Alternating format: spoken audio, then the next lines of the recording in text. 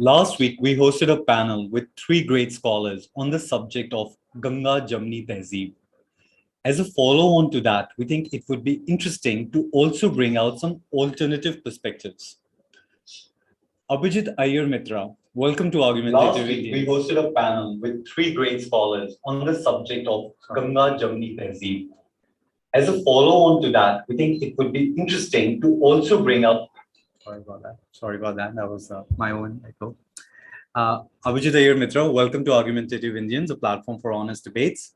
While not a historian, your interpretations of history are widely subscribed to by thousands of Indians, especially the youth. There are some who see you as a provocateur, but I don't believe there is any malice or acrimony in your views towards any group. What you express with notable candor are your natural concerns as an Indian who loves his national and cultural heritage. Abhijit, I understand you reject Ganga-Jamuni Tehzeeb or the idea that there used to exist a syncretic Hindu-Muslim culture. And you're not the only one. Skepticism around this has been steadily growing in the contemporary popular discourse. Today, I'm hoping you could illuminate us on your perspective around how this concept came about and why it is now being questioned and challenged. Right. So thanks for having me on. You are wrong in saying I don't have malice. I have a lot of malice towards people who lie, and in some cases quite deliberately, I might add. And that, of course, is the case with a lot of establishmentarian historians. Well, kind of show during some parts, I prefer not to have a monologue, but anyway, during my monologue, I'll show you how the goalposts just keep shifting. Where geographical markers, when convenient, are substituted for identity, and identity, when convenient, is substituted for a geographical marker, etc., etc., etc. Now, look, Ganga-Jamuni Tehzeeb is about as much Codswallop as you can get. It's a very modern construction. I don't think even the word Ganga-Jamuni Tehzeeb crops up till about, 15, 20 years back in the public discourse per se. We're all taught about this alleged, golden age that existed. And in that sense, it's a lot like, Wahhabism or apocalyptic Christianity, or say, the Hindu need to look back to this glorious Ram Rajya where everything was so wonderful, hunky-dory, till the evil British came and destroyed all of it. Now, the British, the actual documentary evidence for divide and rule is very spare and far in between to find. You can attribute motives, of course, but it's actually quite hard to find where you actually find a document that says, let's do this, chalo bhadkate hain, kind of this thing. But, that aside, let's first examine what is the syncreticism that we're talking about. So let me ask you, Yajur, what do you define as syncreticism? Sure. Before I see some people are commenting your volume is a little. Can you raise your volume? I don't know if you have a microphone where you can raise it. Yeah.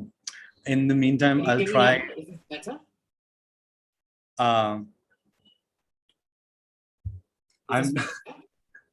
I'm being blamed that I'm keeping Abhijit Iyer's volume low because I don't want people to hear him. Is this good? I can hear you well. Just try to speak up a little bit. But it's on the low side though. It's not loud. Okay. But Is this better? No, people are saying no. Okay. Let me keep trying. Is this better now? I think it should be fine. I just thought maybe you have a microphone where you could raise the volume.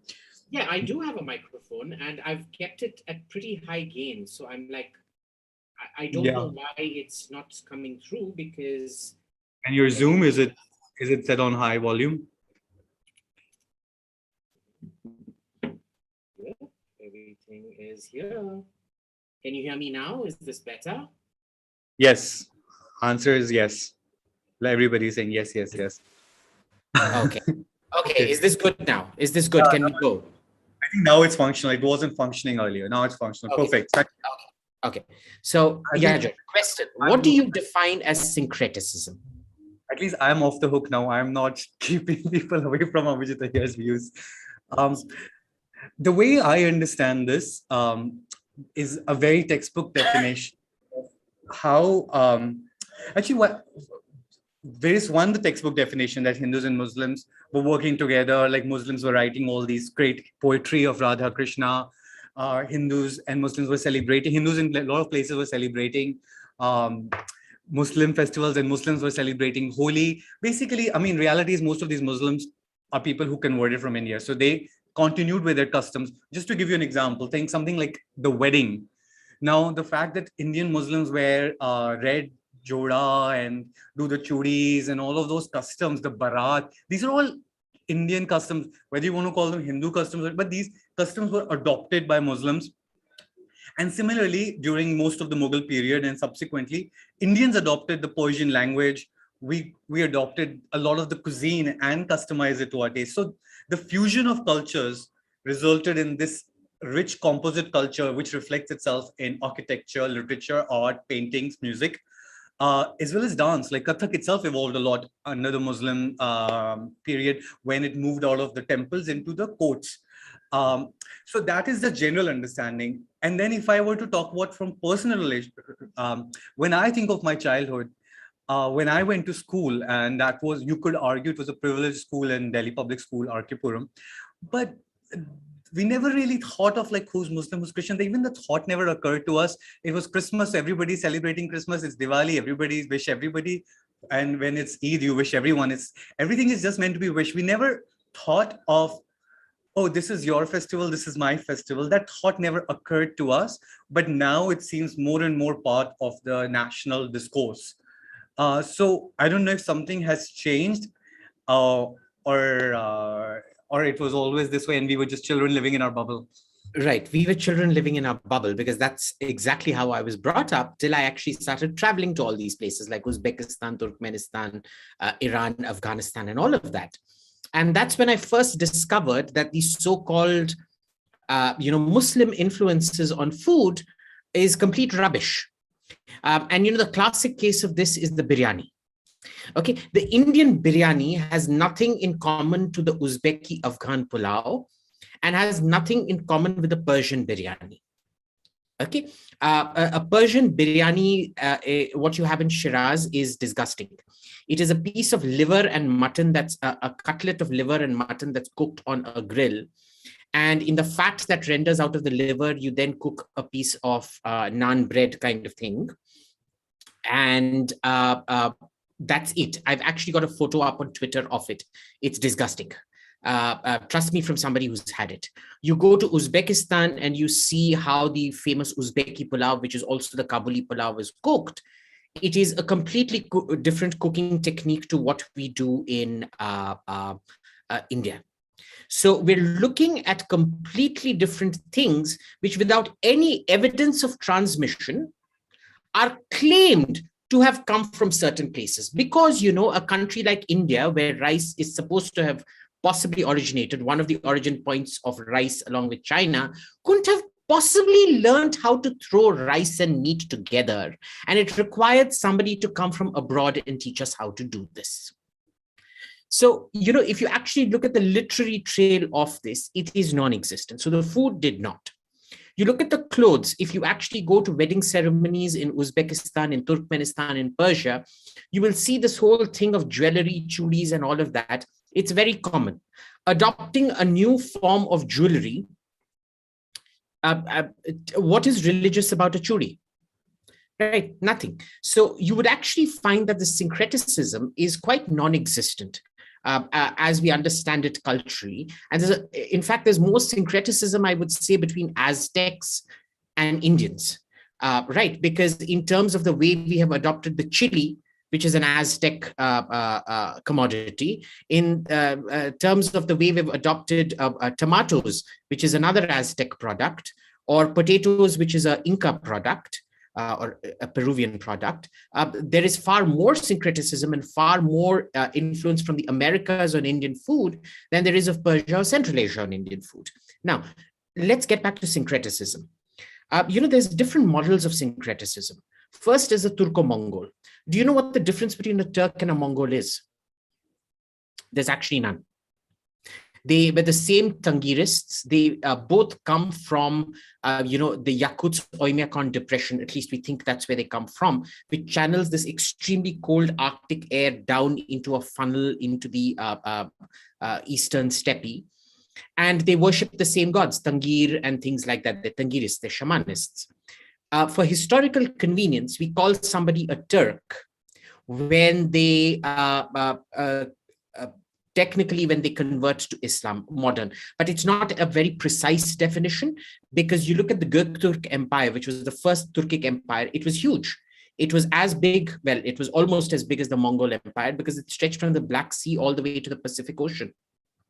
And it was Turkic. Why we call the Mongols in that sense is because they came at a time when the Turks had largely been Islamized. So this is one definition of syncretism. The second is, would you consider, say, the Spanish conquistadors and the Native Americans to be syncretic in culture? You could very well make an argument, and this is the Persian argument, that Indians contributed more to Persian literature than any other country in the world, including Persia, is like saying South America contributes, the native Indians of South America contributed more to Spanish literature than Spain did, and therefore the conquistador Holocaust never happened, right? Whereas we know that it did. My definition of syncretism would be more like the Greco-Roman fusion, more than the Greco-Egyptian or the Greco-Persian fusion. Why? Because it was a relation between equals where they both borrowed from each other and they were kind of equal in their standing, as opposed to, say, the Germans and the Romans. Now, when people say Rome was sacked by Alaric in 410, what they're not telling you is, it's called the pagan sack of Rome, complete hogwash. It was the Christian sack of Rome because Alaric was a Christian. Alaric had been the general of the Roman armies at one point of time. He was the magister militum of the Roman army, right? So, which is roughly equivalent to a field marshal. And this was the German attempt. They said, you accept that there is a Greek Eastern Empire, there is a Latin Western Empire, and now you need to accept that there is an equal part, which is the Germanic Northern Empire, which you refuse to accept. And the Romans did not, because they considered the Greeks to be civilized, but they considered the Romans to be barbarians. This is syncretism. These are the shades of syncretism that you see. What is syncretism and what is not syncretism? I leave your readers to decide. The second issue is one of identity. Now, quick question. Just before you move on to the next topic, just quick question came to my mind. The Romans obviously thought of Germans as complete barbarians, and although they colonized the people of Greece, they did respect the Greek philosophers and a lot of the Greek art, and they sort of imbibed all of that. But when I travel around, when I look at the Mughal architecture, I do see a lot of Rajput influence on the Mughal architecture and vice versa. It looks like the fact that they're doing all these paintings and all Indian style, not even, and they're making Radha Krishnan and all these figures. And the fact that they're painting human figures is already non-Islamic. But the fact they not only paint, they take it to extreme heights. They bring in the Hindustani classical music into their palaces and develop it further. So they are clearly respecting a lot of the tradition heritage of this nation and further developing it. So they're not actually, surprisingly enough, because anthropomorphism, which is the depiction of forms, had started off very, very early in Islam. You can trace it back to the 900s, 1000s even. It had already started giving way very, very quickly at that point, number one. Number two, what we call Indian miniatures are actually Persian miniatures. They're a Persian art form that come to India. India had a very different kind of art, which you see in Ajanta Ellora and places like that. It is a very different genre and a very different kind of art that India excelled at miniatures and overtook it. Kind of proves my point that it was a one-way syncretism, and that's why I wanted to bring in identity. What is identity? Identity is the sum of two things, substance and salience. Substance is what connects Yajur Arora with Abhijit Iyer Mitra. Salience is what makes Yajur Arora and Abhijit Iyer Mitra different from Imran Khan. Okay, substance is what unites us, salience is what divides us. And what happens with these historians is that they very frequently confuse a one-way process of syncretism, which is entirely Hindus absorbing Persianate whatever, with the two-way process, which it was not. You look at the reverse process, it is extremely rare and far between. These are exceptions, like Wajid Ali Shah, for example, writing about Krishna. You can get at most, 5, 10 people writing about Krishna. That is rare. These are the exceptions that prove the rule. Okay, number one. Number two, when you come to identity, there's this very clear thing. Indians, as a rule, did not view another religion as somehow alien. Okay, because you always absorbed it into your own pantheon. And the clearest example of this, again, we go back to the Mediterranean. Why is it that when Rome conquers Greece and Greece conquers Egypt and then Rome conquers Egypt, they don't destroy each other's temples. They go to each other's temples. Ra is recognized as Zeus, who's recognized as Jupiter. Isis is recognized as Venus, who is recognized as Aphrodite. And you build a composite syncretic culture out there. This happens in India, where the Hindus have always been willing, because we have never realistically had a pattern of substance, and our salience has always never been clearly defined.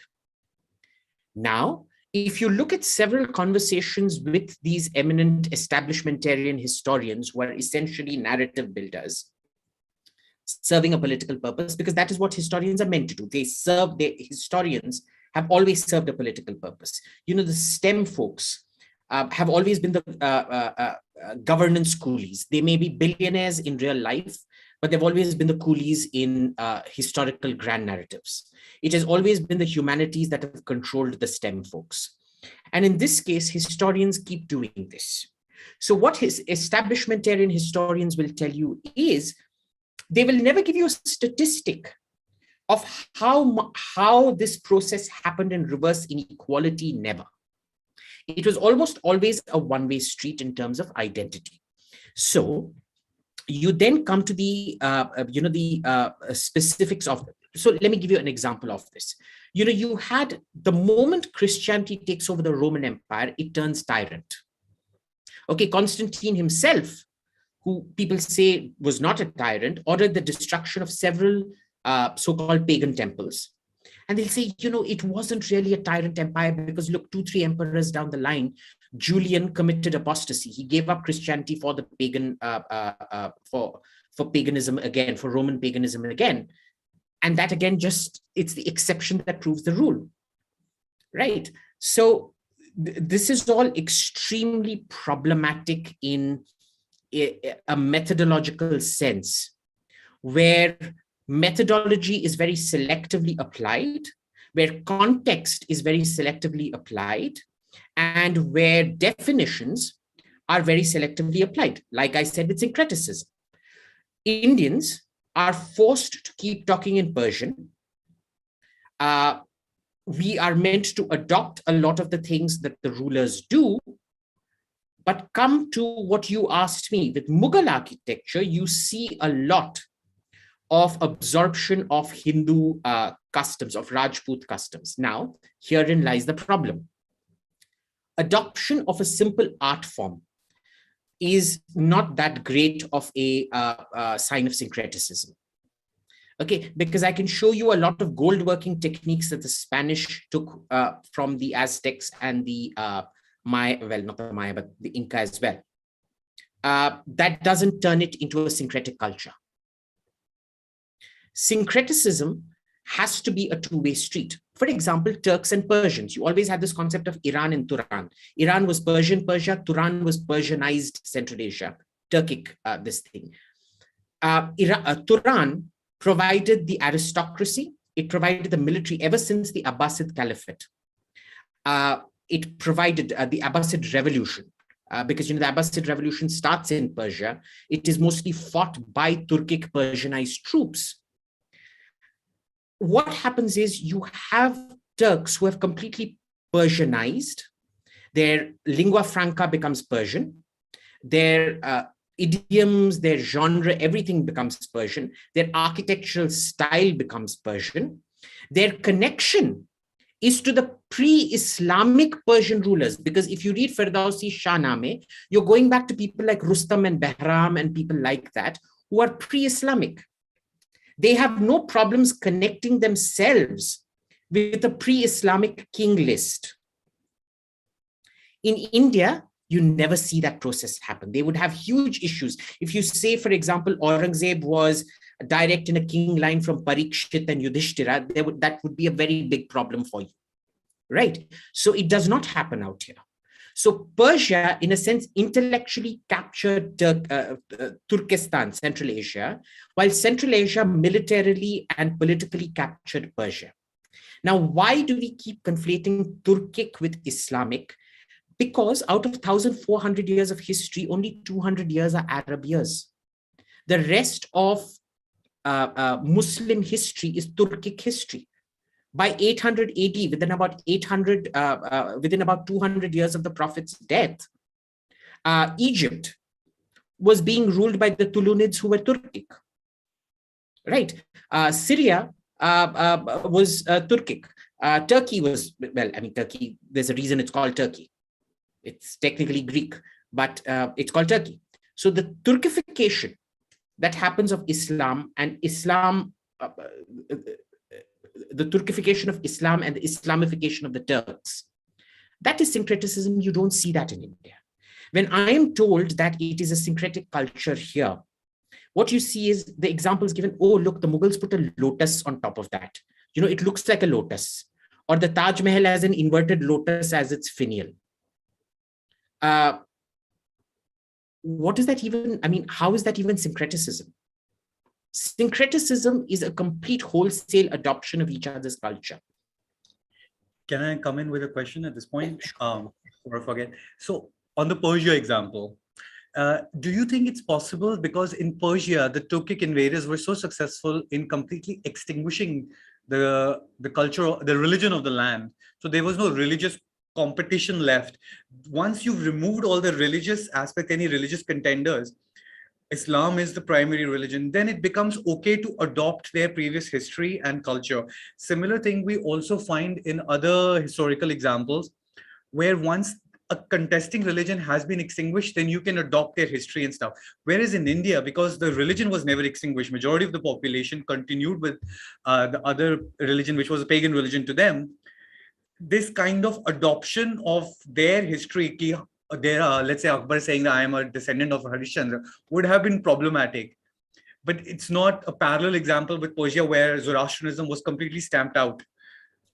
Bingo, you've hit the nail on the head, right? So why is it that Copts would be considered kind of syncretic, not entirely? It's a very problematic definition with Arab Egyptians. But all Egyptian Arabs view Pharaoh as a tyrant, and they don't want that connection back with their history, even though they're very proud of their history. No Arab Sultan, even though the Egyptian traditional Egyptian religion had been wiped out, they didn't destroy old Egyptian monuments like the Christians had, and the Roman Christians had destroyed a lot of Egyptian temples and things like that. You destroy the temples of your biggest political threat. But sometimes you don't even adopt or draw back historical lineage like you don't in Egypt, for example. No Egyptian Sultan ever said he was Ramesses the 10th. I don't know how many Ramesses there were, but they never said they were Seti the 14th or Ramesses the 10th or Akhenaten the 2nd or whatever, right? Not happening. Why does it happen in Persia but not elsewhere? So herein lies an issue. The Persian culture was considered high culture. Egyptian culture was not. Indian culture was considered particularly low culture in that sense. Because even the genre of these people was to name people. Great philosophers were given the title Aristuja, or Paltuja or Sukratja, Socrates, Plato, Aristotle. There was no room for Indian philosophy here. Next, if there was a Ganga-Jamuni Tehzeeb, where you rightly said, the religion had been wiped out, where you could connect with history. First, there is no appreciation for that history that we find. Second, there is a constant destruction of temples happening. Why are the rebellions happening? I know some of these establishmentarian historians say temple destruction wasn't about religion. It was a moving military frontier which enabled the destruction of temples. Now, tell me something. There were also, even within the Turks, the Turks were a cratocracy. They were constantly at each other's throats. You know how many times Bihar and Bengal rebelled.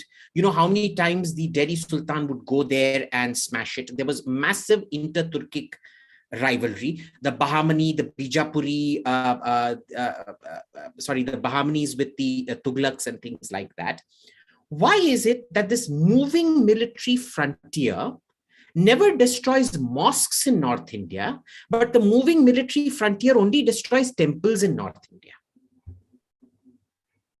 Could it be because they had complete dominion over North India, whereas in the South, they were opposite Muslim kingdoms? So that still doesn't explain it, because we are told that once they had complete dominion, temples were seen as state property to be protected. Yeah. If they were protected, where are these temples? I don't see any temples. So there was very much a religious angle. Understand, religious zealotry. These people say that, this is a modern communal stereotype that we're typecasting to the past. No, it is a medieval idea. Zealotry comes from the Middle Ages. Zealotry is fundamentally an Abrahamic thing which gets imported in. Now, you tell me, why is it that a religion like Rome, which is happy to adopt and go, emperors will go worship at Ra's temple in Egypt. They will go worship at, Zeus's temple in Athens and things like that. Why is it that they suppress the Jewish people so brutally? And why is it that the Jews are the only people that are so resistant to accepting the Roman religion as something syncretic with them? You're pointing to the exclusivity of monotheistic religions. That's what you're trying to get to. Exactly. Now, remember, you look at the literature of both Islam and Christianity at this point. You look at the European Crusades, the Wendish Crusades, the Livonian Crusades and things like that. Lithuania ultimately converted to Christianity only in the 1390s. Around the same time that Isami of the Bahmani kingdom was writing all his supposedly secular works in the south of India. This was after the Khiljis and towards the fag end of the Tughlaqs. You have a part of Europe that is still not Christian. And you look at the chronicles of what is happening out there. There are whole-scale massacres. The European Integration Prize is called the Karl's Prize. Karl's Prize is the German word for the Charlemagne Prize. Charlemagne was the third biggest identity-based mass murderer, second biggest identity-based mass murderer and genocidaire in Europe after Hitler. They might as well just call it the Hitler Prize, because Hitler did more for European integration technically than any other European ever has. Yeah, but I mean, this guy lived in modern times, right? Hitler lived in post-Enlightenment period. Yes, but Charlemagne did not. That's what I'm saying. Hitler was following a tradition that Charlemagne set. Hitler's only innovation was bringing industrial age killing methods and methodologies to a modus operandi that had already existed in monotheism for a very long time. It's not to say the Romans did not carry out genocide. You look at what Julius Caesar did to the Helvetii. It was entirely based on political power. Now understand, in Rome, there was mythology. They never developed theology. That was their great weakness with regards to Christianity. There was mythology. and there was philosophy, and there was the state. The state controlled mythology. So religion was actually, it was always seen as a political tool. With the Abrahamic religion, that does not happen. They are combined tools. You want to see politics can be used to justify religion. Religion can be used to justify politics. It's an extremely fluid thing where you can't separate it into these neat categories. Right? You can't say that they weren't religious fanatics, just as you can't clearly say that some destructions of temples didn't happen for political purposes. Yeah, but an iconoclasm was a big part of the Islam, as it was of Christianity. We all know that, right? And it clearly played a role. When you visit a lot of these temples, you can see how faces have been hammered out. So you can see iconoclasm existed, but that happened pretty much everywhere in the world. You see that across Eastern Roman Empire. You see that even in Western Empire later when Protestantism comes up. So but this is extremely important. This is extremely important. And I'll tell you why the false equivalence of these establishmentarian historians comes about. You go to a culture that is relatively untouched by the known world. So let's go back to the Maya and Aztec period. What you find is that when one of them captured another city-state amongst the Maya, the idols inside were considered extremely powerful, but they represented a god who was angry with you. So they would be completely entombed in a new structure, and a new temple would be built on top of that to the same god invariably, but this time an incarnation of the god more propitious to you. In India, what used to happen in Hindu India was a very different kind of destruction than what you see with the Muslim destruction. The Muslim destruction was to destroy, humiliate, and subdue not just the king, but also the worshippers. Why? Because temples were an aggregator of wealth and political power, and the religion was always linked with the political power. But Hindu rulers saw it in a very similar way, but their mode of doing it was very different. The murti would not be smashed. The murti would not then be made into the steps going into a mosque. Okay, the murti was given a great deal of veneration. Why? Because this is a god who we respect. We don't want to destroy the god's murti. We want if this god has given you this much power, we want to take away your god so that his blessings will be on us and we will get that power. So they would be taken back. They would be hauled back to the imperial capital. For example, the Emerald Buddha in Bangkok. The Emerald Buddha in Bangkok is not a Thai object. The Laos want it back. It is from Laos. So when they destroyed the original temple of the Emerald Buddha, it wasn't an act of, it was an act of imperial humiliation, but not of sacrilege. So you're pointing out the difference between appropriation of the deity versus the desecration of the deity. Exactly. The sacrilege of the deity. There's destruction, there is desecration or sacrilege, and there is appropriation. Hindu kings appropriated, Muslims desecrated, both destroyed, but the mode of destruction was completely different. One was to humiliate state power, and it was never done to humiliate the deity or its worshippers. Because see, Hindus, it is the same mentality. Where Hindu will be very comfortable going to a mosque. He's very comfortable going to a Christian this thing. When I go to Rome, I always attend a Latin mass. Why? Because I like it. Isme bhi Bhagwan hai. But see, they don't see you that way. It's what Lenin used to say about war. You may not be interested in war, but war is interested in you.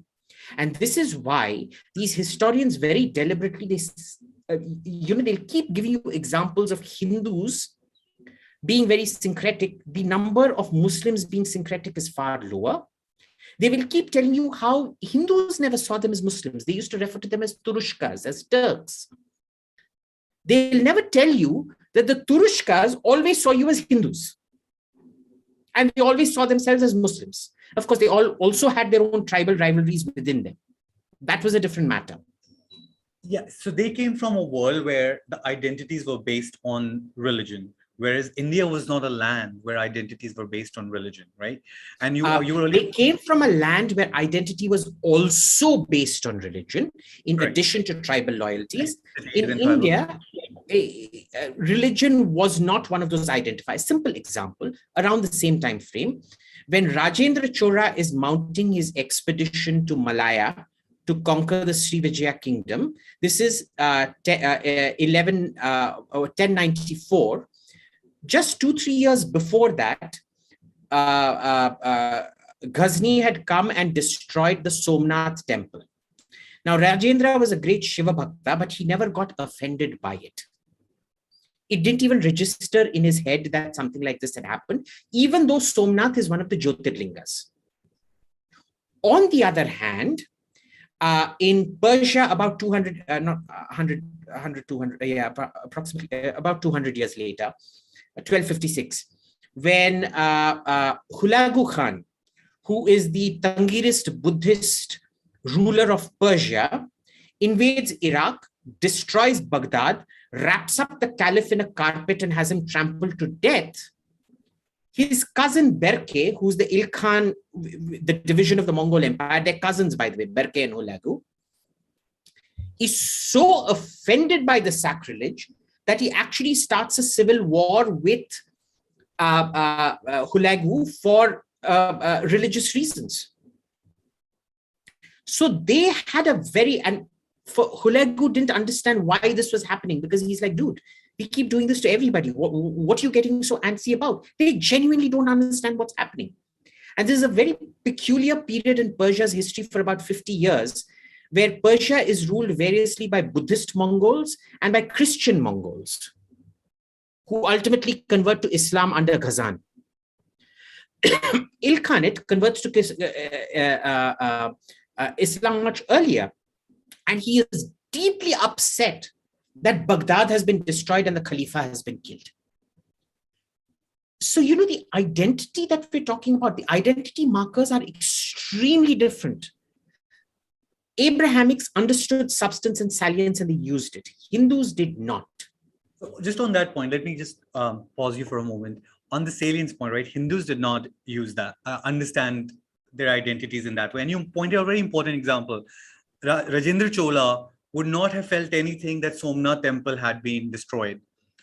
So when we talk today about this thing that happened in the 13th century, 14th century, when large-scale persecution of Hindus was happening and Hindus, the trauma that we are projecting on these people probably never existed in that time, because these people did not see it the way we are seeing it today. We today have this lens of Hindu-Muslim lens. The people who lived in India in 13th and 14th century probably never had that lens to see that there is a civilizational invasion happening. I mean, let's be clear, right? We are talking about dark ages, or maybe that term is no longer in fashion, but these are times, these are pre-modern times when violence was an everyday part of life.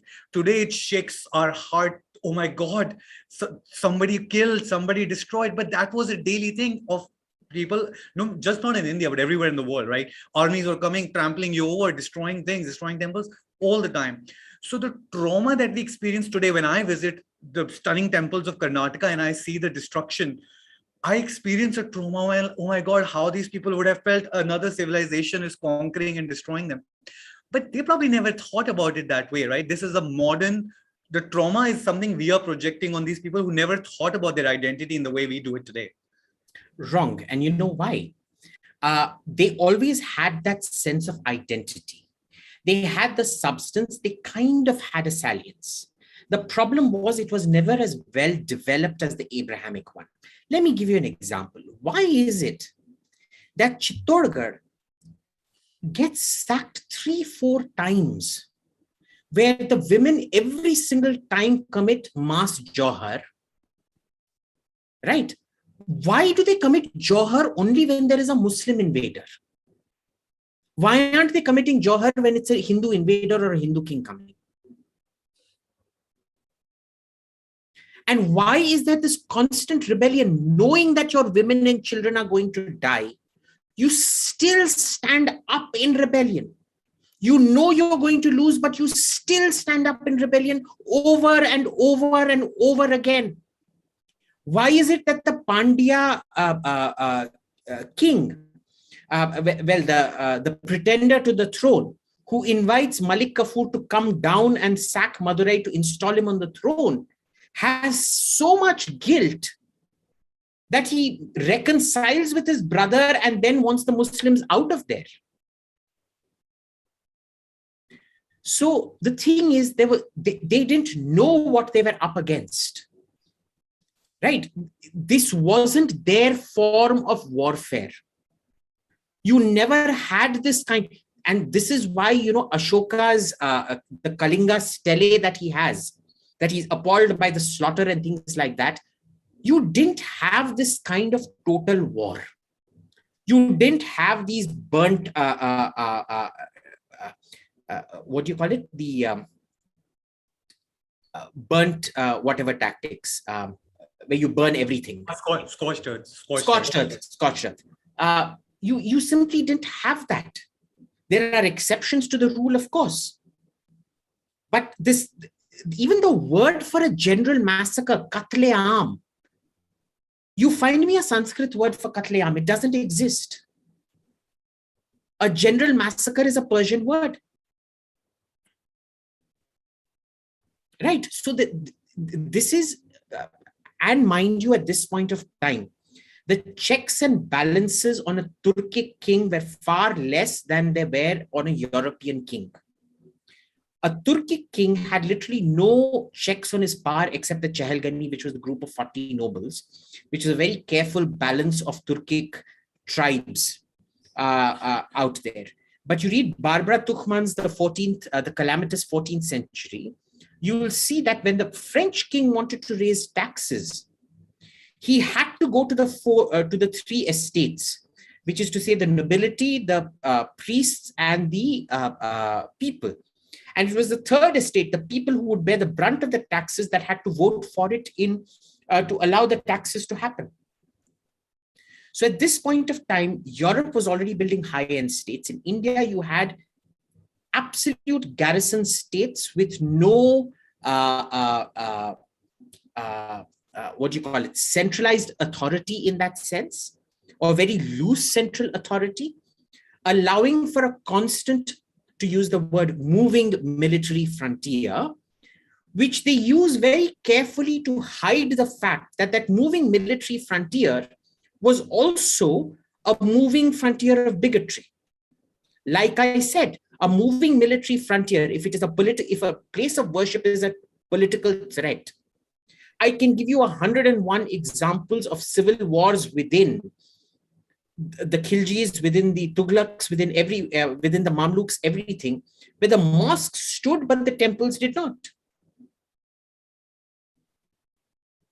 And you have seen this. I mean, you have been to Egypt. You have seen, why is there no old Coptic, except far away in the desert where you'll see a Coptic monastery in the Sinai and things like that? Why are there no old Coptic churches in Egypt? Strange, isn't it? Yeah. So this is a completely constructed narrative where they artificially say, and I agree, you should not project modern realities backwards, but fanaticism is very much an Abrahamic medieval construct, late antiquity medieval construct, sometimes even early antiquity if you include Judaism in it. I have a question which could land me into trouble, but I'd want to probe further. I don't want to take the Johor thing on face value. To what extent, from your studies, to what extent do you think we should take it on face value, or what level of exaggerations, or like you said, every history is written with a political agenda? To what extent do you see political agenda in the way the Johor has been described? Just the reason I ask this is just my curious mind makes me think, when we hear stories about Padmavat or whatever, the Hindu king himself has a harem full of women, right? It's not one wife. It's not his one wife that the Muslim. How great was the quality of these, like the quality of life for these women with a Hindu man versus a Muslim man? It just makes me think, how much worse would it have been with a Muslim man? So that makes me question, would a woman, like I'm just trying to put myself in those shoes, would I go through the ordeal of burning myself because I'm treated bad anyway? I live in a very patriarchal society regardless. So to what extent is this a woman's decision versus a man's decision that nobody touches my property? The things we see in Persia, we see that even among the British men, they don't want the Indians to touch the prostitutes that they use. So they have their own lal bazaars where they don't let the brown Indian man touch the prostitute that they have used. And those, despite the fact that those prostitutes were Indian women. But once, if they're reserved for white men, nobody else should use. Do you see the possibility of this kind of male chauvinistic ego existing or playing a role in the beyond a doubt? Remember, equality does not come about because of some great. Where is the feminist equivalent of Martin Luther King? Nowhere. There is none. That's because women didn't win their rights. Women were given their rights by the industrialization process. What is man? What? One second. Let me finish. Let me finish. Yajur, 1 second. Let me finish. No. 1 second. Let me finish. What is the only thing? What is the only difference between a man and a woman? It is sheer physical strength. Nothing else. Women are just as smart. They can be just as crooked, just as corrupt, just as manipulative, just as violent. The only difference is physical strength. And before industrialization, which is the application of chemical energy to the production process, this it fairly advantaged men over women. So patriarchy is common to all pre-industrial societies. Some post-industrial societies, like say Japan, will carry it on. India is not a post-industrial society. We haven't even industrialized. Okay, so was there patriarchy involved in this? Absolutely, yes. In India, when battles happened, was there pillaging, plunder, death, etc.? Yes, there was. It wasn't like that Sikandar-e-Azam song, Jahan Dal Dal Par Soni Ki Chidiya and all of that rubbish. We never had that kind of discipline or whatever. The problem was it wasn't systematic and done. When it happened, it was an exception to the rule. With Central Asian and Turkic and in general medieval warfare, it was done calculatedly as a tool of statecraft. The same way ISIS used to use it as a tool of statecraft. ISIS is not projecting ISIS backwards, is perfectly legitimate because it's actually something medieval projected forwards. You take somebody like Al-Mansur in Andalusia, Al-Andalus, Spain. Complete crazed religious bigot. Very cultured, very artistic. But Hitler also liked art, he stole a lot of Jewish art. Not a good taste in art though, but yes. Yeah. So, this thing, and he had a few predecessors and successors who were genuinely quite tolerant, but Al-Mansur was the through and through bigot. So what you see in India, in Indian history is, they always use this sort of schizophrenic nature of medieval bigotry versus the political compulsions to say it was always political and it was never actually bigotry. I can make that same case for ISIS, I can say it was completely political. It wasn't bigotry. But then you also have to say that the RSS, there's nothing bigotry about it. It's all political. Even if we go with the assumption, let's say for a moment, we assume that the people who came from outside had to some extent religious fanaticism behind their actions. Agreed. But vast majority of the people who converted were Indians, were native people. Everybody agrees on that. These people were already living in their communities and were integrated in society. There was no reason why that would change suddenly, they would continue with all their traditions, whether it's sindoor and whether it's to wear the kind of same clothes, eat the same food. So for several centuries until the British came and made you feel, okay, you are Muslim, you got to go to this place, you are Hindu, you got to do this. Until that, they could have had a few centuries where people were just going on living together in a fairly composite culture and society, because these people were already part of the society, right? Not really. And that's the particularly amazing thing. If you first, the British never did this. We have absolutely no historical evidence that the British somehow manufactured this schism. Because if you listen to the inherited stories, which we hear from the Bengali side of my family, from my father's mother, on one hand, she was deeply nationalistic, saying, yes, we needed to get rid of the British and all of that. At the same time, she was always like, Robert Clive wasn't half bad. British rule actually got rid of Siraj-ud-Daulah, was horrible. The folk memory of Siraj-ud-Daulah is very traumatic in the Bengali Hindu psyche. And what about the memory of the Maratha attacks during the Siraj-ud-Daulah's period? Absolutely. So that is also very much a thing that we never liked the Marathas. In Odisha also, they don't particularly care for the Marathas in northern Odisha. In southern Odisha, for some reason, it was more of a very light touch Mughal rule, very light touch Maratha rule, light touch Tughlaq rule. It was too far. The communication lines, when you go to Odisha, you see this. It is so riverine, so fertile, so mountainous. Communication and maintaining a strong state out there is extremely tenuous today. Forget in a pre-industrial age. Excuse me, sorry.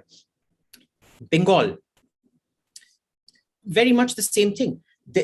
And mind you, the Borghese who came with the Marathas, Borghese is, they were kind of these, well, you can't really call them Maratha allies, but the way, you would use a monster in the West. Oh, the Candyman's going to come eat you up if you don't behave. Bengali mothers literally used to scare them with Maratha stories. The kids with Maratha stories. Because they were so bad. The attacks were so bad. And these were Hindu empire attacking Hindu subjects of Bengal. Absolutely. Absolutely. And this is where the nature of warfare completely changes in India. Okay, the nature of warfare just changes in India post this particular invasion. Very significantly so. I do want to, I have so many questions I want to ask you, but I do want to bring up the 1857. Usually that's a very quoted example when it comes to the evidence of syncretic culture. The Hindu soldiers who actually fought, they were all too eager to fight under the banner of the Mughal ruler, even all the way in 1857. Rani Lakshmi Bai to Nana Sahib, everybody wanted to fight under the banner of Bahadur Shah Zafar, the guy who actually had no power to control them, any of them in any way. Interestingly, this is the first time that we see Indian people fighting for a country. They're not fighting for their local Maharaja or the local Zamindar or whatever. They want Bahadur Shah Zafar's rule against the British, and that is what they fight for. And that is why I guess Savarkar and so many other people have called this the first battle of independence, a national revolt. Even in its own time, Benjamin Disraeli called it a national revolt because people thought that the entire Hind is fighting under the Bahadur Shah Zafar should be the symbolic leader. So there wasn't that much hatred towards the Mughal rule. And even so late, 1857, people wanted the British out and they wanted Zafar to be their leader. I think there was a famous saying during this fighter, Khalik Khuda ki mulk badshah ka hukum subhadar sipahi bahadur ka. So Bahadur Shah Zafar, yes. Why? No, see, that isn't a case of a national uprising for anything. First, it was convenient to rally behind somebody who was the weakest of all the rulers who rose up, number one. Second, the East India Company, it wasn't the British, it was the East India Company at that point of time, brought a kind of high-end rule with the kind of daily interference in Indian lives that India hadn't seen for the last 4,000 years since Harappa and Mohenjo-daro collapsed. The British state is the only high-end state India has seen in 4,000 years. Even the Mughals weren't that high-end, the Guptas weren't that. They were kind of high-end, but nowhere near Harappa and Mohenjo-daro. Harappa, Mohenjo-daro is really the only state you have that can compare to, say, Rome or Egypt or Babylonia in terms, or Persia in terms of the sheer control, bureaucracy, systematization, and standardization of the state. Now, again, 1857, it's very easy to see that you're all up against the same person because this guy was an equal opportunity oppressor. you had the same kind of general uprising against Balban, against Khilji, against Tughlaq, against everybody. So what was that? I mean, you look at Khilji, Muhammad bin Tughlaq, Balban's reign and things like that. It is near constant internal warfare. Why is that constant internal warfare happening? The Mughal Empire is constantly subduing rebellion. Aurangzeb spends all his time in the Deccan going on trying to conquer rebellion in other parts. Why? I mean, rebellions don't happen out of thin air, right? So even this notion of a Ganga-Jamuni Tehzeeb, it's complete figment of imagination. Even the syncreticism is complete hogwash. It existed in pockets, absolutely. And there is no denying that. It almost certainly existed in pockets, not just in elite pockets. Even in certain non-elite pockets, it would have existed.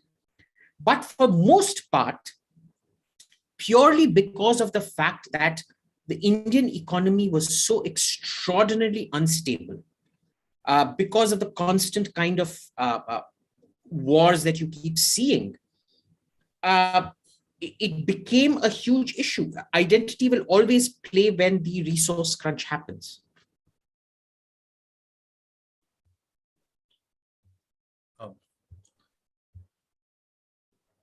Sorry, there was one question that I had earlier wanted to ask you when you were talking about the Persianization of Indians as an example of it was a one-way exchange. Only Indians had to adopt the customs and the language and the literature, poetry of the invaders.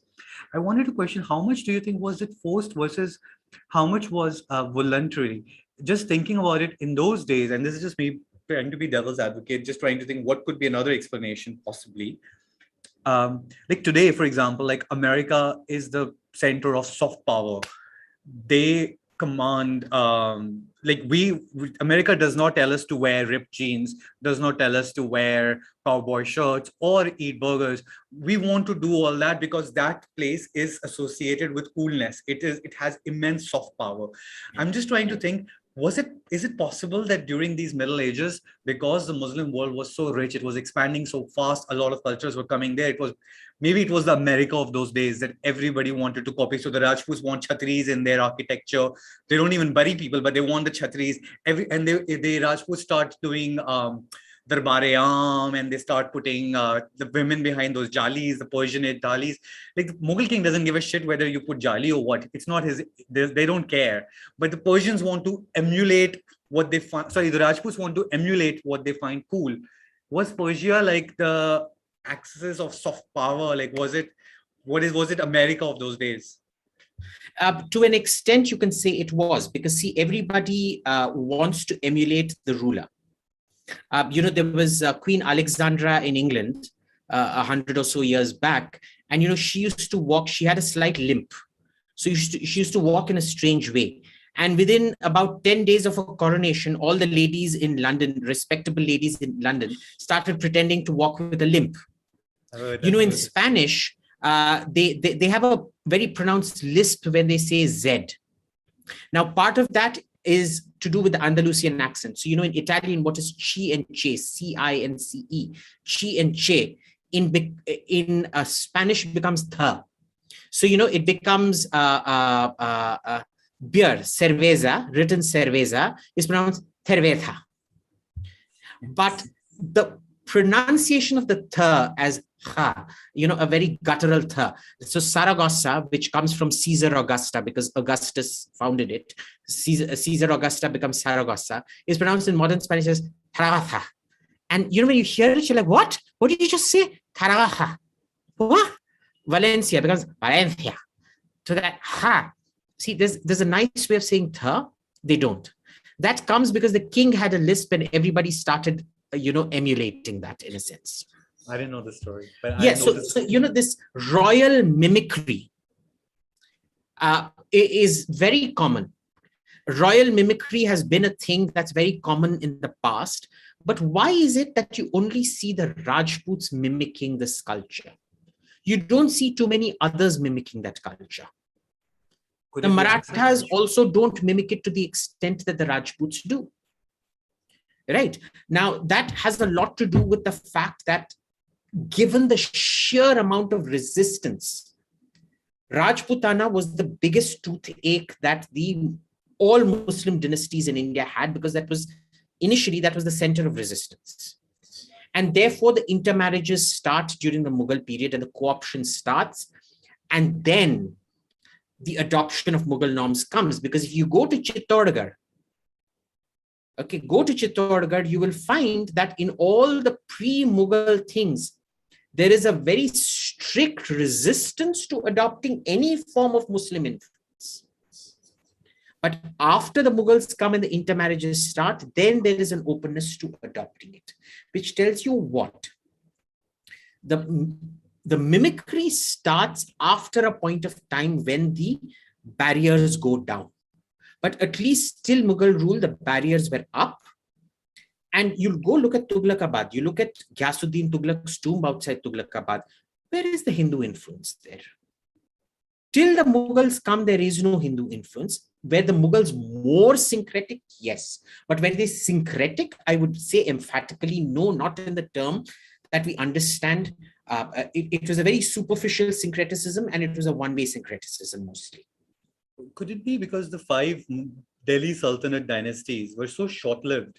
There wasn't enough time for them to assimilate with the local rulers. So that kind of back and forth fusion, I'm not justifying them. I mean, they were probably barbaric as everybody was in those 13th century and everywhere in the world. But I'm just saying there just wasn't enough time to reach that kind of compromise as people reach. Once you have a neighbor, you can't invade, they can't invade you. You sort of reach a compromise, and there sort of this fusion starts happening then after that balance is reached.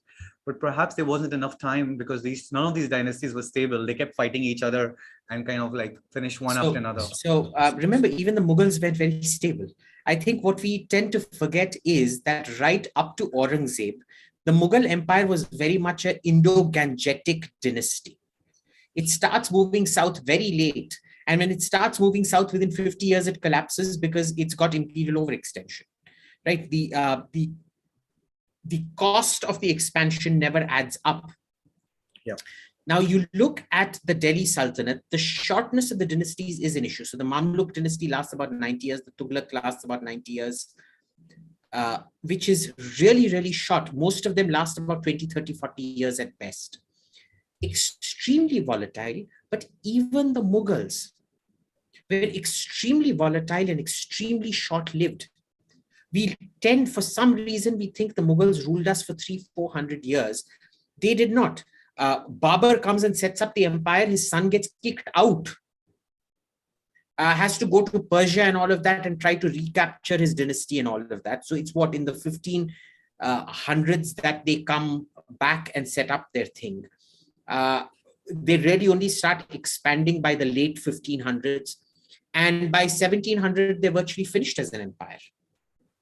Well, 1700, Aurangzeb died, right? And after that, it's sort of 1710 or something like that. So you look at the period of Mughal primacy, it's really only about 70 to 80 years at best. So the Mughal Empire itself wasn't as stable as people would, or high-end as people would like to believe it was. But incredibly influential in terms of the legacy it's left on our culture and everything. Beyond doubt. Beyond doubt, it was incredibly influential in its legacy for one very simple reason, that they turned out to be a lot more accepting and syncretic of India than all the previous dynasties that had come before them. They were still not optimal. But I would say at least one ruler out there, let's say Akbar, for example, he would definitely he carried out a lot of massacres on religious grounds, saying I'm a Ghazi, I'm upholding Islam and all that shit. But he also committed the ultimate crime in Islam, which is apostasy, which is to say I'm giving up Islam and converting to Deen Ilahi, and all of you buggers also convert if you want to remain in court and things like that. You see that regression because Jahangir doesn't convert, Shah Jahan does not convert, Aurangzeb becomes completely this thing. But then Muhammad Shah Rangila, who comes after him, is I mean, he loved dancing and wine and all of that, this thing. Not that that makes him, I mean, dancing and wine, apparently a lot of ISIS commanders also used to get drunk. They went terribly. But it's better than being a fanatic, no? Much better than being an Aurangzeb. So remember, it's like saying relatively better.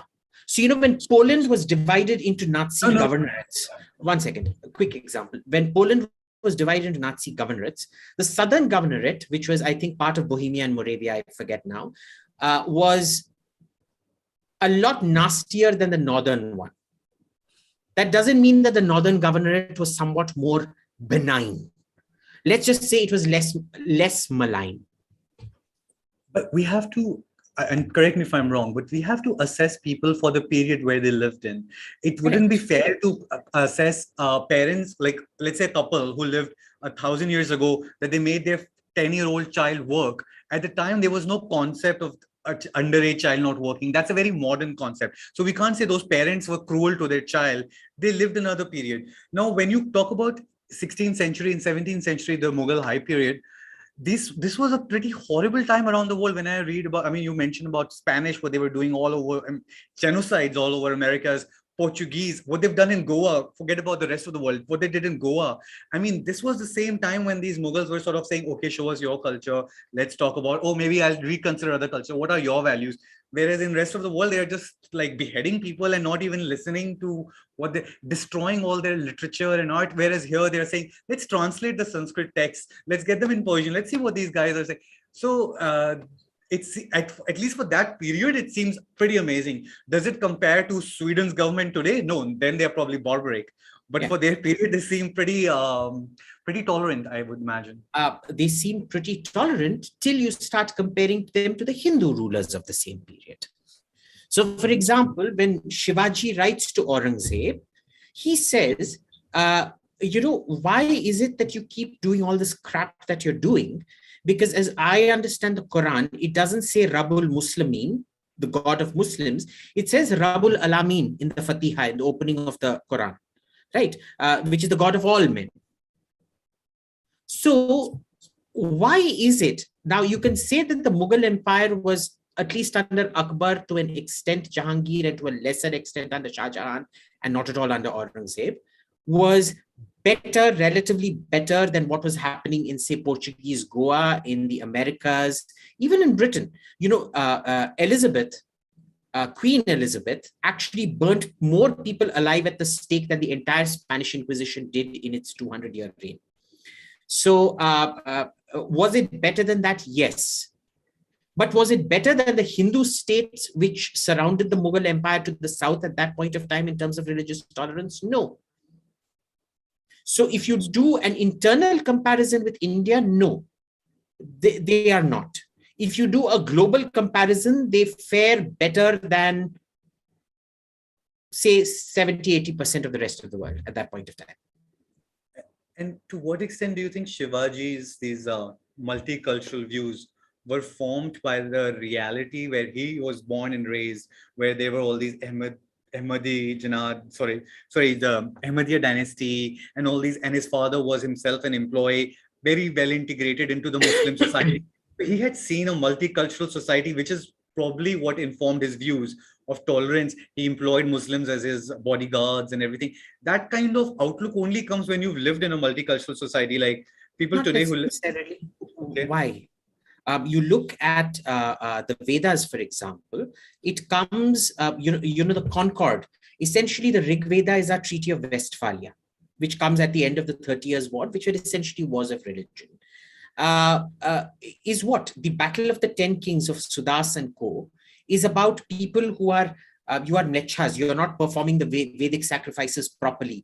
It's all about conformity. And at the end of it, they all agree, you can do whatever you want to, just chillax and chill, do what you want. It's perfectly fine. If you want to be an agnostic, be an agnostic. If you want to be an atheist, like the Nasadiya Shukta tells you to, go ahead and do that. No problem. In ancient India, you had Charvakas, complete atheists. You had Gnostics, you had agnostics. Buddha was never crucified for what he did. The Jain Tirthankaras were not crucified for what they did. So, this thing in India, you've never really had this sort of, you also didn't need to be multicultural to be like that. Which was a product of being a more polytheistic society, probably. It is fundamentally polytheistic. The Romans didn't have it. Not to say that there wasn't religious violence. Remember, for example, in Madurai Meenakshi temple, you will find a frieze, not a frieze, a fresco, which shows you the impaling of 8,000 Jains by Tirigyana Sambandar. Vlad the Impaler style, where the pole goes up your anus, the sharpened bamboo pole goes up your anus and it comes out of your mouth and you're left to die on it. There was religious violence. We're talking about large-scale, systematic, state-induced violence. Wasn't there? You look at Rome, Greece, Egypt again. Heresy executions and things simply didn't happen. I think the only time the Romans did any kind of proper religious violence was when they lost a war consistently. I think it was on Hannibal or something like that. And they blamed the Vestal virgins for it, for having had sex in spite of their vows not to have had sex. And they buried them alive. I think Cambodia also comes to mind as an example, which sort of moved in a violent way from Hinduism to Mahayana Buddhism and then to Theravada Buddhism when Thailand invaded. But not entirely violently as well. Was there violence? Yes, you see some. So, for example, you will see in certain places Shivalingas have been smashed. But the main Vishnu who was worshipped in Angkor Wat, Maine, they did not destroy that murti. They took that murti and they kept that in the southwest wing. So if you visit the southwest wing, you can still see the original Vishnu murti unmolested, kept out there, even though the original place it occupied has now been replaced by a Buddha. So even there, so even there, they were very, very careful about things like sacrilege and things like that. You go to Thailand today, how many Thais, there is not a single Thai person I know who does not go to a Shiva temple or a Vishnu temple and worship. I mean, you yourself would have seen this, right? You have lots of Shiva, Vishnu temples and things like that in Thailand as well. Where they value the cultural heritage, and they use Hindu rituals in there when the king is coronated. They have Ram Leela and all and that. King Rama and Ayodhya. Yeah, for sure. It's not just in Thailand. I mean, you see that across the board. You see that in Indonesia, you see Malaysia, you see that literally the whole Southeast Asia. The cultural legacy continues. I want to ask you now, sort of we're moving towards the end. So I want to ask you something that I've been very eager. Questioning this narrative now, what do you think would be the consequences? Do you see the risk that now the narrative that we have of a syncretic past or a composite culture in our past, questioning this narrative, do you see does it create the feeling of otherness in our society, which could be problematic for India's unity going forward? What do you see as the consequences of this? See, there are two histories. There's one history, which is the political tool that you teach in schools. And there is the real history, which is reserved for master's level students and above, which is only for people genuinely interested in the humanities who choose this as their profession later on in life. Should this be taught in schools? I think it should be toned down somewhat. But to take a non-existent fantasy and shove it down the throats of serious scholarship in humanities. Because remember, building the citizen of India requires a certain amount of lying, because even the concept of India is an imagined myth. The concept of the nation state is an imagined myth. It's what you want it to be when you want it to be, right? So there need to be two different histories. The problem here is India itself is going through a reinvention process. The old consensus has broken down because it was a very poor basis for a consensus. The American dream was the basis of America, that everybody goes there for economic opportunity. Europe was based on a linguistic division of states. So language became the binding factor. India, we very stupidly went in that our national identity was going to come from one point of history, which was the independence struggle. as opposed to the civilizational memory we have as a country. Now that has failed, and all the myths, the investment, and the faux fake scholarship that has gone into it now needs to be wiped aside. And you need a new history both in schools and in colleges for India. In college, anyway, it was unjustified what, the kind of sweeping and the kind of purges and things that were done of inconvenient scholarship, genuine scholarship, as opposed to all the quacks that we have right now. That was never done. So there is a much needed recalibration process happening, because the Indian nation itself is reinventing itself. And a new invention, a new identity, a new myth requires a new history. It requires a new school history, and anyway, the college history needs to be decluttered. But so you agree? I'm sorry. I just want to, before I end up, there was a certain. No, I don't want you to end. Just on this point, we'll do the next part. So, but you do agree that these new myths would be created. Every nation needs myths. America had its own myth, American dream. Britain has its own myths. They single-handedly, a little island stood against the whole Nazi establishment and fought. They love their own myths. Industrial Revolution, they brought civilization to the whole world, blah, blah, blah. Every nation has its myths. We've so far used the myths that we had this syncretic, beautiful culture. Let's go with the assumption that this was a myth. And I think that, it's fair to assume anything in history, like you said, India itself is a myth. But now when we replace it, your point is we would have to create new myths for our civilizational origins. Just like every other society had, Rome has its whole myth in Romulus and Romulus, every society, but new myths would be created and added to our history books. Just to make sure we are on that, we agree, right? Yes, we agree. Perfect. Okay, your point now. So, one of the things, because you did a panel with a lot of these historians, and one of the things that came up was, the fact that they were all emphasizing written evidence, but not a correlation with the circumstantial evidence that surrounds it. Now, here's the issue. Even with the written evidence, they would say that, we dismiss all of this as exaggeration. We will only take 1% of the written evidence as truth. Whereas Muslim narratives from this point of time talk about large-scale destructions of temples, which are borne out by the fact that North India is almost completely denuded of temples, of old temples, where the circumstantial and the evidence matches, you want to reject it. Except where it suits your political agenda. Yeah, so right. I brought up... There are a few points I want to make then. Now, let me give you a simple example of where the circumstantial evidence doesn't match up to the written evidence. Yeah. Written evidence will tell you that Hernan Cortes went, and after a valiant struggle, he captured the Aztec, killed two Aztec emperors, captured the third Aztec emperor, and destroyed the Aztec empire and captured Tenochtitlan. Similarly, Francisco Pizarro will tell you that he went to the Incas, he captured the Inca Atahualpa at Cajamarca, held him hostage in this little hut, and then he destroyed the empire. And they were masters of exaggeration.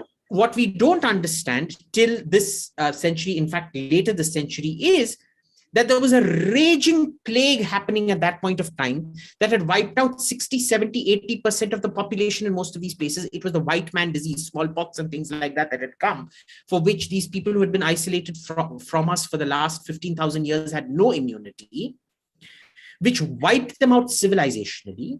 Second, the fact that the Incas and Aztecs were going through a major civil war at the time, which we now know thanks to archaeological evidence, but not written evidence. Now, here's the point. These people cherry pick. When written evidence suits them, they will say written evidence. When archaeological evidence suits them, they'll say archaeological evidence. They will keep shifting goalposts to whatever they want. The written evidence of massive temple destruction corresponds perfectly with what you see on the ground. There was a specific example that was brought up. I think, what was it? The Hanamkonda temple, the 1,000-pillar temple. Well, guess what? It was desecrated. There is only the Shiva Murti out there. The Vishnu Murti and the Surya Murti are not there. Right? So it was desecrated. Remember, a lot of these temples had even been abandoned. When Malik Kafur comes and sacks Madurai, for example, Brihadishwara temple, Ganga-Ikonda Chorapuram temple, and Darasuram, which are way north of Madurai, they've been spared out of an act of benignness. They'd just been left. There was no worship happening there anymore. Even today, when you go to the Ganga-Ikonda Chorapuram and Brihadishwara temples, even though they're magnificent, it is the smaller Tanjore city temple that funds their upkeep. Because these temples are considered cursed, because, temple is meant to be built with a great deal. It is meant to be built from voluntary labor, kar seva, as we call it. You have to have a pure heart to go there and build it. The Choras built it with slave labor, and they say it cursed these temples. Right? These were abandoned temples. This is the same reason Khajuraho was not touched, because it was lost in the forest. The temples in Uttarakhand, those little tiny, very old, very beautiful temples that you find, they were just lost. Lost and abandoned meant there was no wealth. Who are you humiliating by destroying it? Why would you expend the amount of manpower and gunpowder required to destroy them? No, so you're spot on. Well, first of all, I did bring up the question of limitations of documentary evidence alone in the panel, but I am no historian. I've never even took up history in my school, so I can't claim to be take it for what it is. But just to my analytical mind, the way I think of this, what you just said, right? The purpose is humiliating. So the temple which has the royal patronage, which is the most associated with your enemy, is the one that becomes target. In fact, you see examples. You made the example of the near Tanjore, but you see that examples everywhere. You see Halebedu temple; it's been destroyed pretty badly. But right close to that, there are like 7 other stunning temples which have been spared by Malik Kafur and later by Muhammad Tughlaq as well, just because they did not have the state patronage. Later it changed. Chinna Keswa temple got the state patronage, but by that time Tughlaq had died. But my point being that, do you entertain the possibility that because other temples also were having Hindu pujas, Buddh parasti in the Muslim wine was going on there, but if the motivation was Islamic fanaticism, they would have destroyed all of them. But they tend to go and destroy the temple which is receiving the royal patronage, which is the most associated with your king, with the enemy. In which case, that implies an advanced knowledge of economics. I don't think there is any proof except of Muhammad bin Tughlaq having any kind of advanced knowledge of economics at that point of time, because temples were a source of revenue collection, right, and wealth. So it still doesn't explain. And in the South, if you actually talk to the guides in Halebedu, will tell you that a lot of the other temples that were built after that at that point of time became detachable Lego-like temples, which could be detached when invaders came, and then they were almost IKEA-kitized Hindu temples, right? So all of that also happened out there. Mm-hmm. Halebedu, when you go see it, for example, you can't tell how badly it was destroyed now because of the restoration. Put it back together, yeah. Yes. But the very name itself, Halebedu, means destroyed house. Bedu is house, Hale is destroyed. And since we're on this theme, I think it's worth mentioning Hyder Ali was responsible for most of these restorations. That just reminded me, even Marathas were responsible when they had wars with Tipu Sultan. They did destroy temples. It has been documented. Marathas did destroy Hindu temples, which were under the patronage of Tipu Sultan. And it was Tipu Sultan, and before that, Hyder Ali, who restored them after they were destroyed by the Maratha attacks. And so it wasn't pure Hindu-Muslim, right? Now, remember, at this point, you're looking at the early modern period. With Hyder Ali and Tipu Sultan, we have a great deal of knowledge. And I'm not going to go into the atrocities of what he did in Sringeri and things like that, which we all know. Cordovas and all that, yeah. Exactly. And, you know, there is, if you look at what was done to Cordovas and Sringeri and all those places, you tell me, where is the political justification for any of that? I mean, try to make a case that it was politically sound to go around killing all those people. It wasn't even an economically sound decision to go around killing those people, as opposed to maintaining them as a source of revenue. So when something is anti-economical, you have to assume that it is an act of bigotry.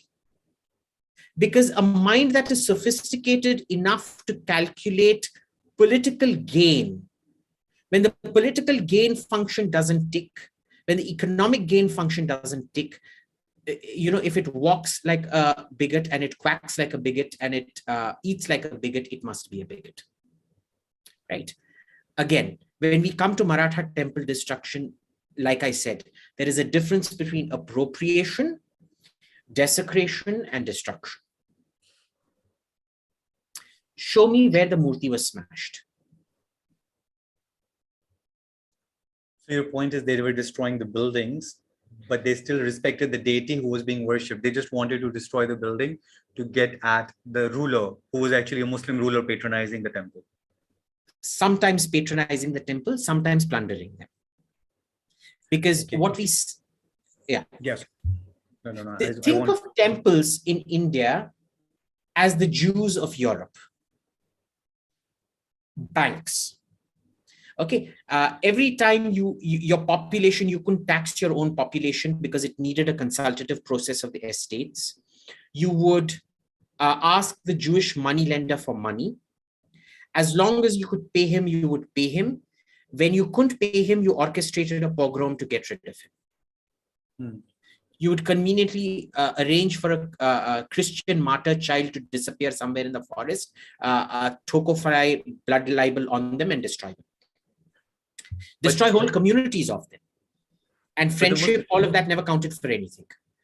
So here, temples were nurtured precisely for the cash cow concept. And this is why you were completely right in raising large-scale temple destruction, of which there is absolutely no doubt.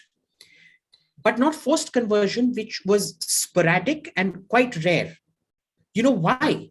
Because once you are a Muslim, there are certain checks and balances on your power.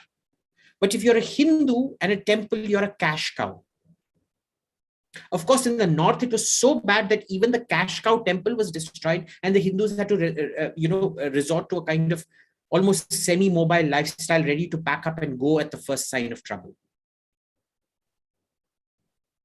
So very, very, I keep searching for syncreticism. I find it extremely rare and far between. One of the examples, again, of identity, of geographical markers taking over as identity markers is Isami. We are told, and I quote, a Persian chronicler, Persian chronicles of Isami refer to Safa-e-Hind. Isami was in the Bahmani kingdom, number one, not in Persia. He was operating in an environment where, Persia, there was no Hind at that point of time. When he says Safa-e-Hind, he is almost exclusively referring to the armies that faced Mahmud Ghori and Muhammad Ghazni. When he's talking about a present tense, he couldn't possibly be talking about a Safa-e-Hind, because at this time you had, 12, 15 different kingdoms. There was the Tughlaqs in the north, there was the Hoysalas, there was the Bahamanis, there was the Pandyas in the south, there was the Gangas in the east, there were the Ahoms. So which one is the Hind? So it really wasn't a Safa-e-Hind. Next, when people are referred to as Al-Hindi, I can give you the names of 3-4 ISIS and Al-Qaeda terrorists called Al-Hindi. That's not an example of syncretic culture. Again, confusing geographical origin with identity, which these propagandists do so easily. Let me give you their names, 1 second. Who are these guys? I mean, they must be charming guys. Huh? I definitely want to meet these chaps. ISIS guys, you're telling me? Yeah, ISIS guys. इसका नाम है, एक का नाम है Dhiren Barot. He was born Dhiren Barot. He converted to Islam and he became the head of Al-Qaeda operations in Kashmir. Abu Isa al-Hindi was his name. Second, there was Yusuf al-Hindi, head of ISIS operations in India. He must have had some geographical links to India, right? That's very important. They're all Indians. They're all Indians, by the way. Abu Khalid al-Hindi, he was behind the Gurdwara attack by ISIS last year that killed 100 people. Do you remember that Gurdwara attack? Yeah, of course. That was Abu Khalid al-Hindi who carried it out. Now, just because Abu Isa al-Hindi, Yusuf al-Hindi, and Abu Khalid al-Hindi doesn't mean ISIS and Al-Qaeda are they're the friend of the Hindus. They're just jumping to go do darshan at Madurai Meenakshi temple. Point taken, point made clear. It's very difficult with this scarce evidence we have. How do you interpret it? How do you put these together? Can you make mistakes? Point completely taken. Just one thing that I wanted to clarify with you earlier. You said if there is no economic reason, it must be bigotry. I just wanted to ask you, just out of curiosity, could there be something else? Sometimes people do irrational decisions to set an example. Like sometimes what we've seen Mongols do, they do extreme brutality over one place so that nobody else dares to challenge.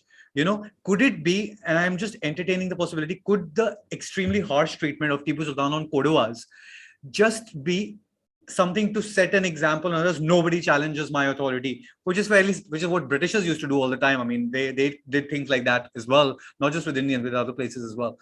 So my point is, could there be other reasons that we may, besides bigotry and economic reasons? Because he's clearly not converting everybody in his empire into Hinduism, into Islam, right? So in pre-modern times, there is this accepted principle that if you inflict extraordinary brutality on one place, your barbarism will scare the living daylights out of other cities that will surrender and rise up in rebellion and all of that.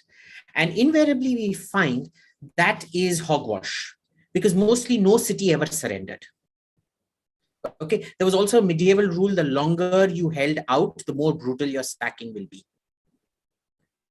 It didn't prevent cities from holding out. So there's a huge dichotomy between what we're told about why it was done, that it was this very carefully planned strategy, as opposed to the brutal nature of the human mind in those days. The problem here becomes that even after a city has been pacified, this is done.